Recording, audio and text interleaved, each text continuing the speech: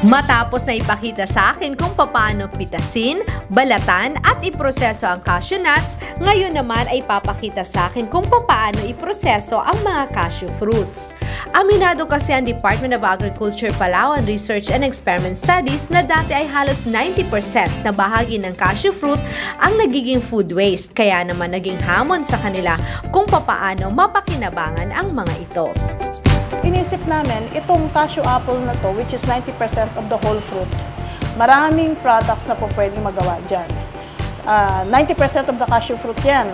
So, sabi namin, since tayo ay nasa Department of Agriculture, meron tayong pinopromote na processing ng mga agricultural products, bakit hindi natin pag-aralan na i-process ito? So ngayon, meron na tayong cashew wine, meron na tayong cashew juice na pwedeng ituro, meron na tayong ngayong dried cashew apple. Sa paggawa ng cashew juice, kinakailangan tanggalin ang unahang bahagi ng cashew apple, pati na rin ang maitim na bahagi nito, at hiwain para maging cube shape. Pagkatapos, saka lalagyan ng asukal. Mas ina-advise na puting asukal ang gamitin. Kung ilan ang timbang ng cashew apple, ay ganun din dapat ang timbang ng asukal na ilalagay. Hintayin po natin ng 5 to 6 hours bago po natin pwedeng tanggalin yung katas. Ang katas ng binabad ng cashew fruit sa asukal ang sasalain, pagkatapos ay papakuluan. Pagkatapos nito ay maaari ring lagyan ng kalamansi.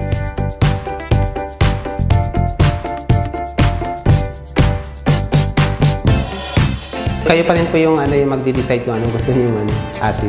Okay, sige po.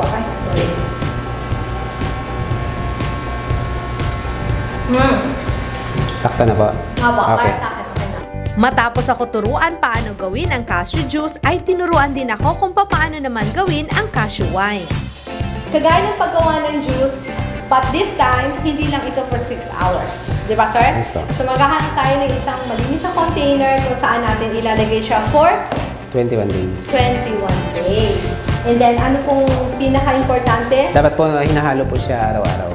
For 21 days, ito na siya. Nilipat natin siya dito at puno siya ng patimpla. Ano lang po, para yung acid niya po ay, yung gas ay magbabawas pa. Kumbaga mag-evaporate pa siya. Okay. So, yun po. So, up from here po, how many days naman? 60 days.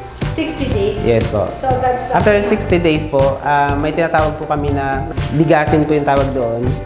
Minimix po namin yan sa loob para yung gas niya po o yung acid niya ay mag-evaporate. Maghihintay po tayo ng 6 months.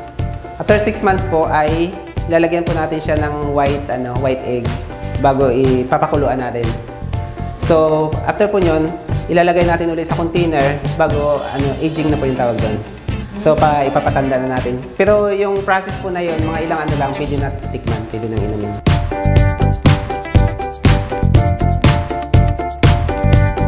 At ang cashew apple na pinagbabara ng cashew juice o cashew wine ay maaaring gawing cashew prunes. Yung katas niya, yun ang ginagamit namin. Tapos, nag-add po kami ng konting sugar. Okay. So, paano po ito siya kailangan malagyan lahat ng... Yes, ma'am. Po. Mamaya kasi, ma'am, dadami yan yung katas niya. Hayaan natin na magkulo hanggang mag-caramelize po. Kasi ito, lalabnaw siya uli dahil doon sa katas ng kasoy.